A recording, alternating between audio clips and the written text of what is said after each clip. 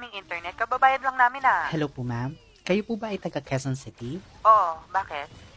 Ma'am, we're very sorry to inform you po and to the inconvenience, pero may maintenance pong ginagawa sa mga linya natin para Naman? mas mapa-improve yung service. Gantong araw at oras talaga? Pasensya na po.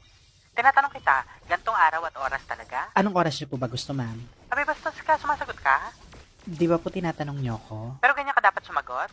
Ganyan? Pero, ganyan din po ba dapat ang mga nagtatanong, ma'am? Kayo may kailangan di ho ba? Ganyan ba dapat ang boses ng mga nagtatanong, ma'am? Ayusin nyo to, ngayon na, as in, now na. Ma'am, currently po, may manpower na po tayo sa area na gumagawa ng connection. Diyos ko naman. E, bilisan nyo. Sige po, ma'am. Pa-confirm na lang po ako ng address nyo. Dito pa rin po ba kayo sa Area 51 sa may Quezon City? Yes.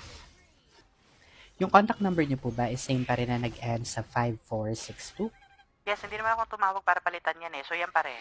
Thanks po, ma'am. Pa-wait lang po saglit. May marireceive po kayong text message. Napaka-hassle nyo. Oh, para saan tong text message na to? Binuko po kayo ng habal papunta dun sa location. Mangyari na lamang pong tulungan sila para mapabilis yung pagbalik ng inyong internet connection. Abay po, Goodbye. Sabi ng inaayos na eh. Ay, tinde.